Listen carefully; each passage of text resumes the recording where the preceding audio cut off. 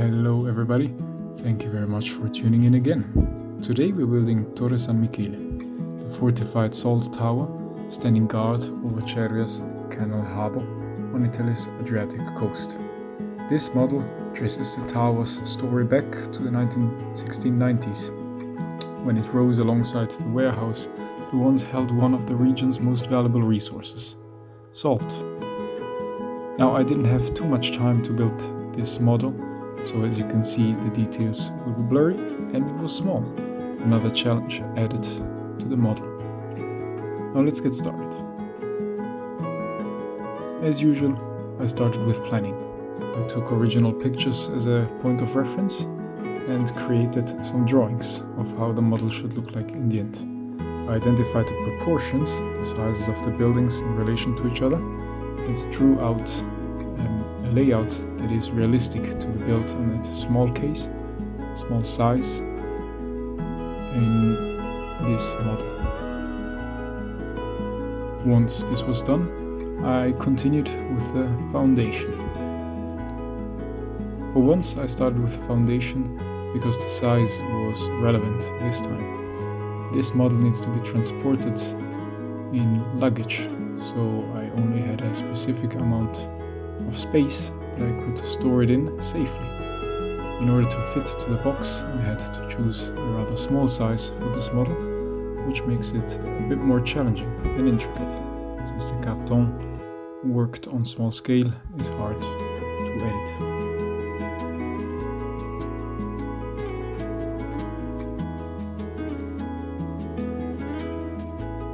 As usual, this model has multiple layers, however, this time it only has two. Since the town is on seaside, beachside, it allows to have a flat surface.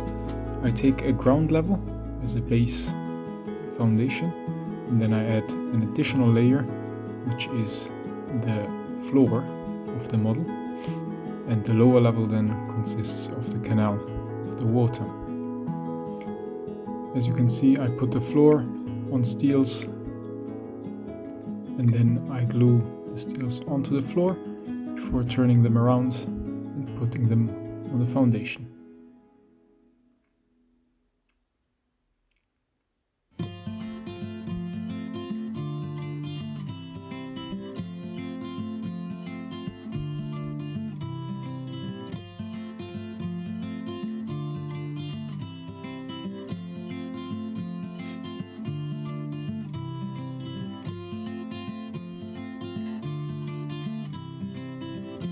Before continuing, let me give you a brief background on Cervia's history.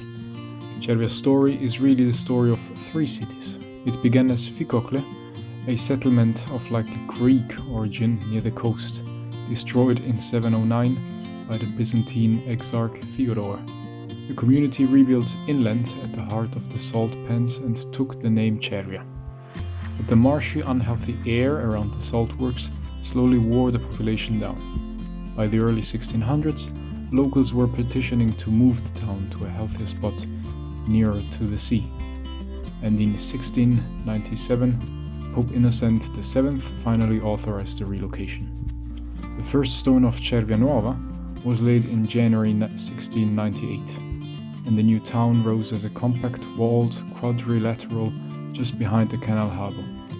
With its cathedral, bishop's palace and salt warehouses all built to serve the same trade that had defined the city for centuries.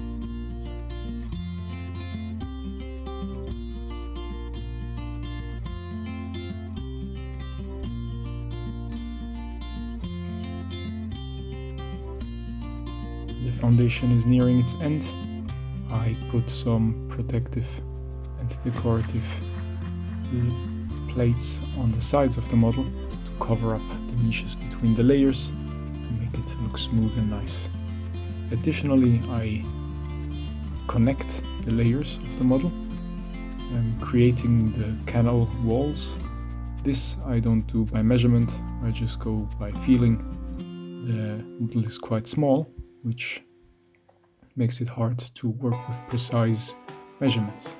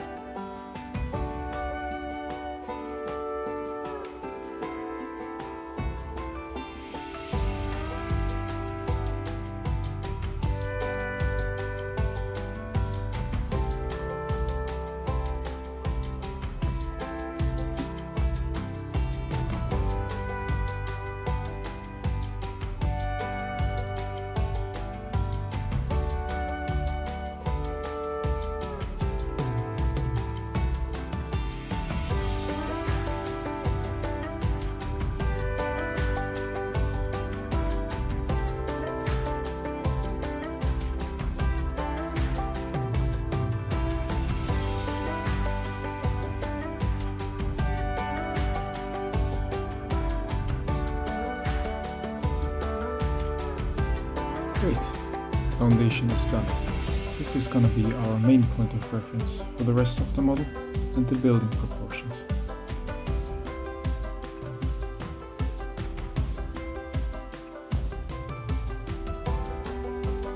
With this, we can continue to the buildings. As usual, we start by constructing the walls of the 4 buildings that we're gonna place on this foundation.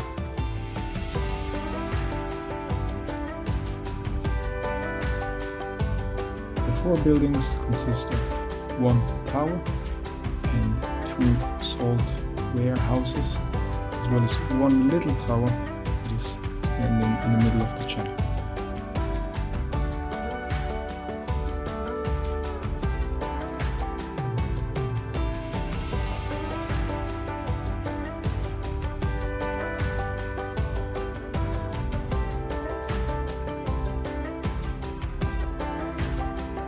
I'm using this link trick to fold the carton properly without damaging the structure too much. I cut slightly into the cornerstones of the walls, which allows me to fold the carton without disrupting its consistency.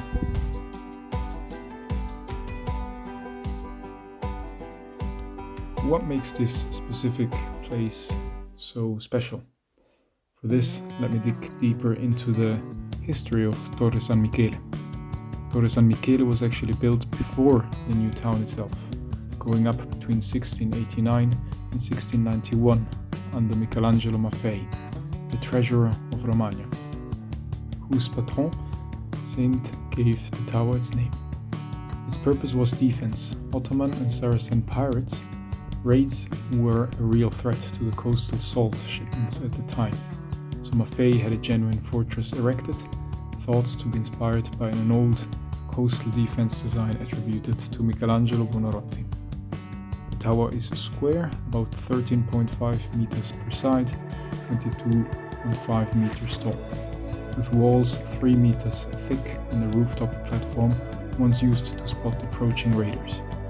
Over the centuries, it served as a barracks for the finance guard, then the town library, and now it houses Cervia's tourist information office.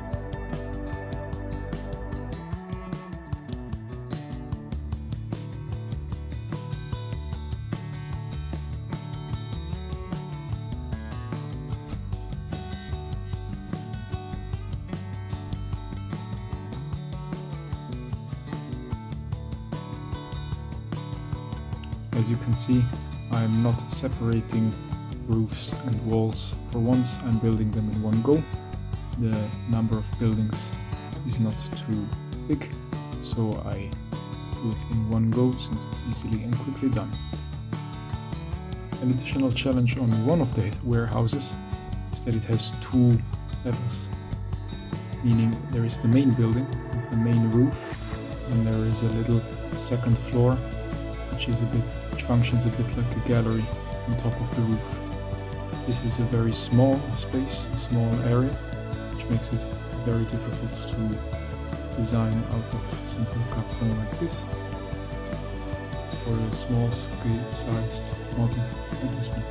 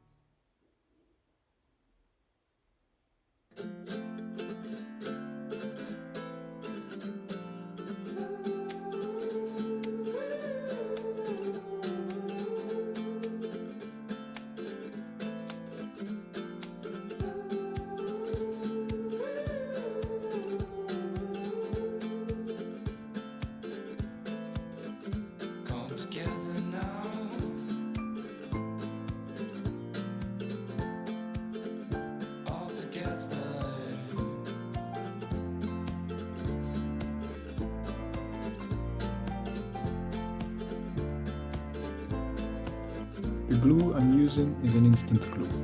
It dries up quickly and allows me to quickly bind together some rigid carton material I could use other types of glues, but I decided to use this one because others dry up much slower.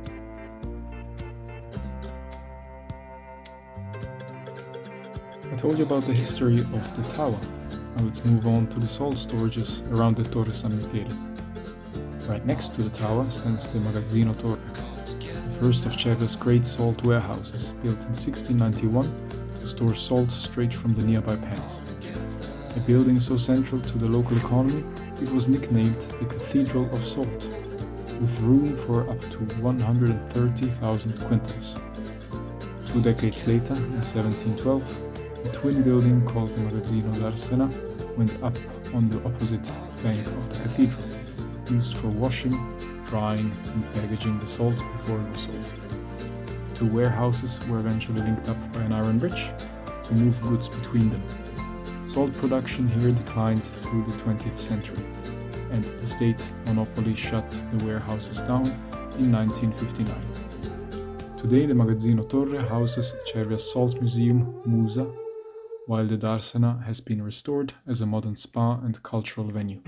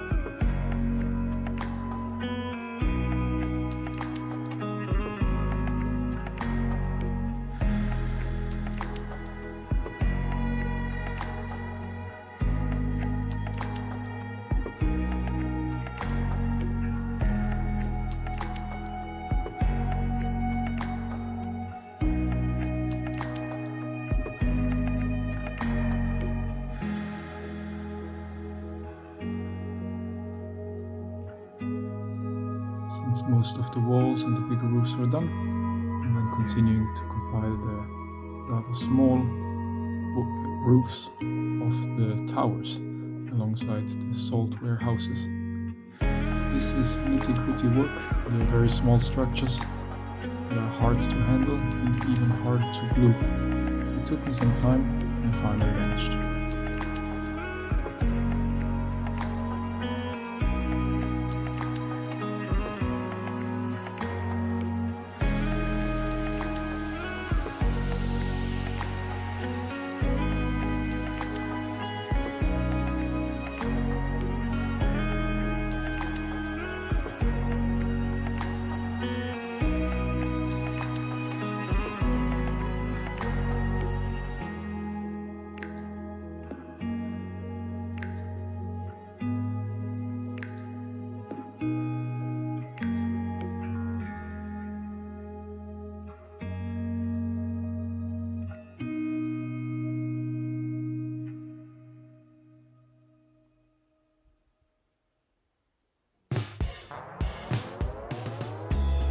And we're almost done. Since all the buildings have been constructed, now I'm finishing up with some corrections and details. Here, for example, I'm thickening the walls of the main tower San Michele because the core part of the building seemed too thin in comparison to the terrace on the top and the foundation of the building.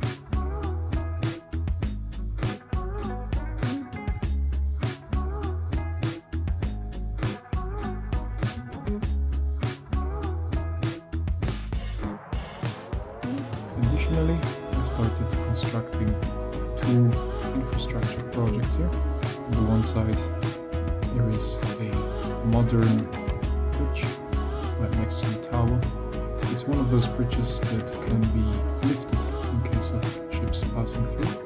And on the other side, I am constructing a little dam, which is a remnant of the port entrance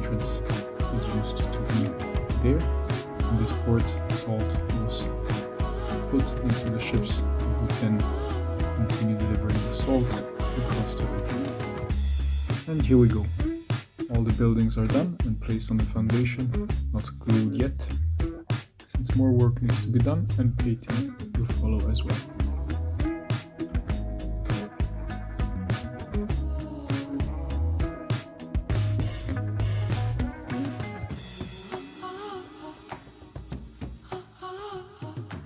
And with this we continue to the coloring process already. As usual, I start with the building. I've chosen a sandy color here, a mix of bright brown, yellow and white.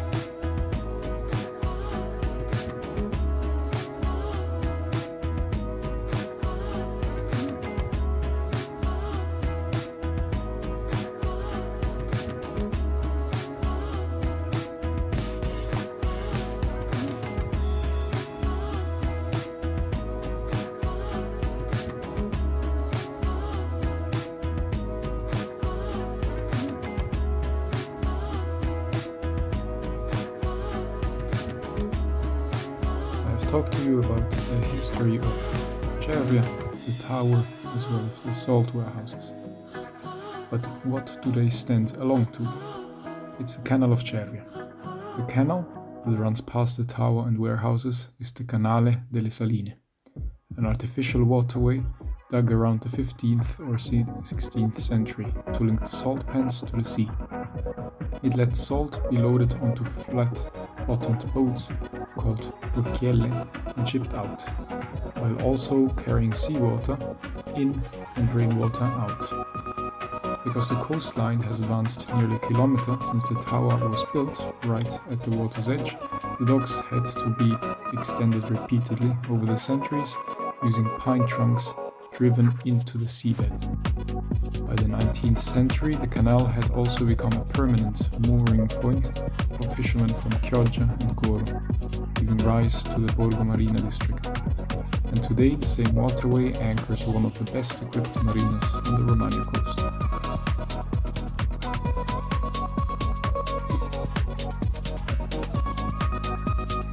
Since the buildings have been painted, I continue to paint the foundation.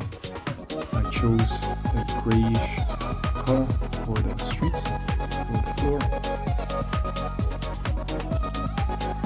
I'm experimenting with different tones, as you can see, until I found one that seems realistic enough.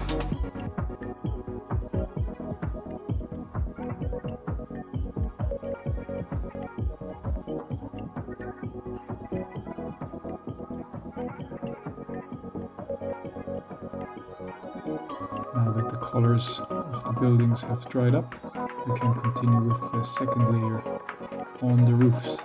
I've chosen a brighter yellowish orange color to imitate the texture of the roof tiles of the buildings that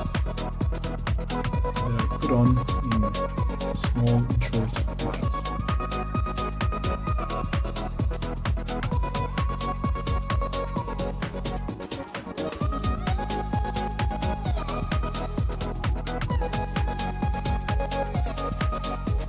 Here I'm experimenting with different textures for the walls of the building until I finally decided that the texture is not to my liking at all and that the original plain sandy color is actually ideal and most appropriate for this model. So I turn everything back into the original bright color that I've chosen at the beginning.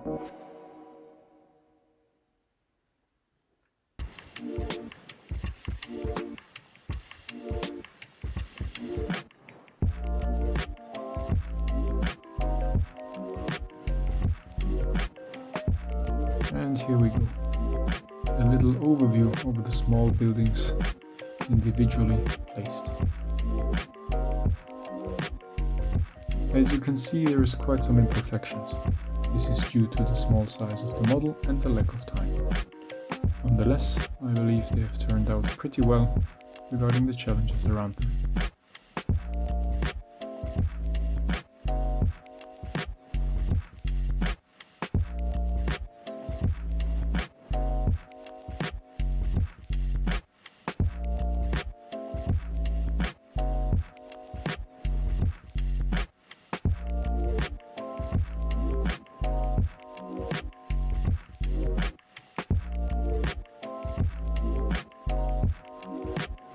to recreate the pattern of the water, I've chosen to use the toilet paper and glue water mix technique.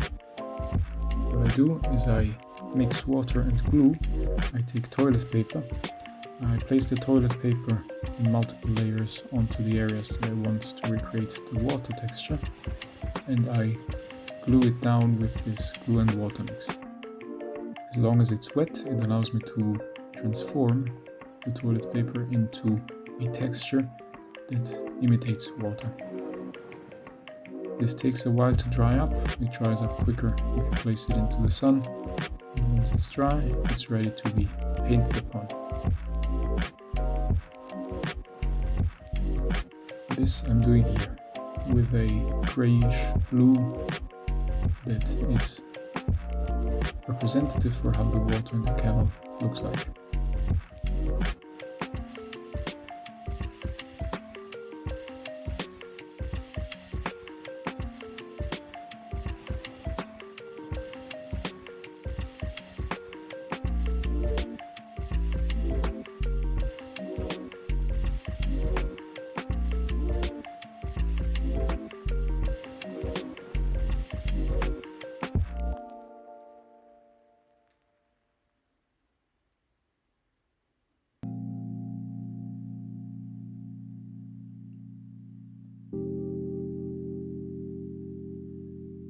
I am painting the sides of the model black. This allows the main part of the model to point out clear and be at the center of attention of the viewer.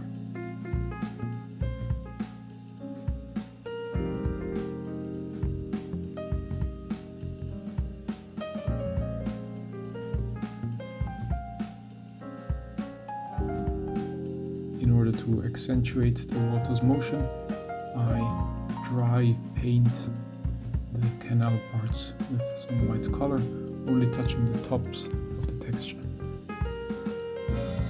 And lastly, I'm laying out the designs and gardens around the buildings, as well as gluing down the bridge. With a pen, I'm depicting where I want those colors and gardens to go. And then I continue painting with acrylic colors. I could have done the extra effort to add additional textures for streets or plants. Due to the size of the model, this would have become extremely challenging. So I've chosen not to, and I've chosen to simply draw those aspects and accessoires directly onto the floor.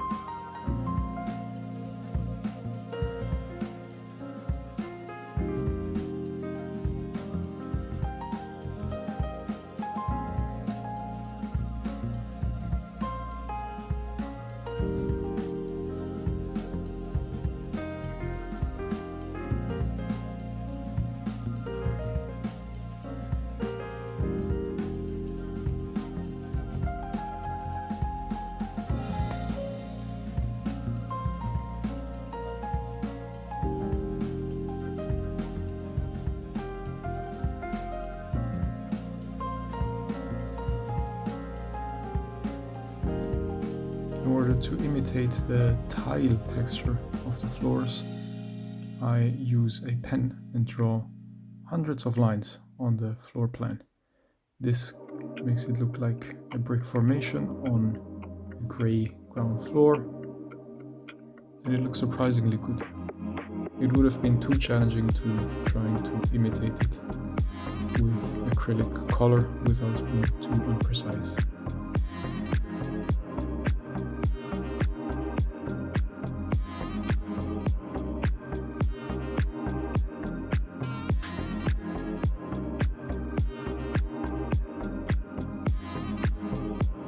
Lastly, I want to add some acrylic paint on top.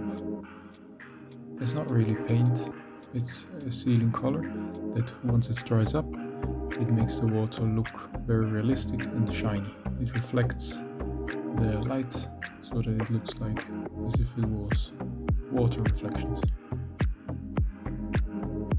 And last but not least, I'm adding the details onto the buildings with a black pen.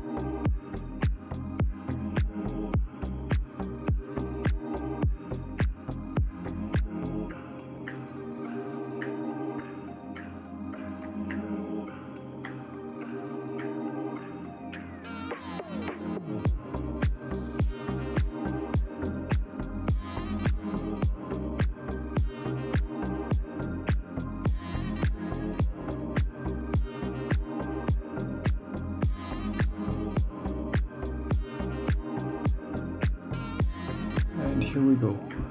This is the final look of the foundation of the model before the buildings are placed on it.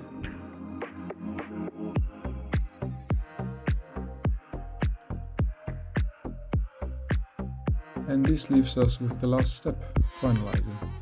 This means concretely gluing all the buildings onto the foundation of the model before finishing up.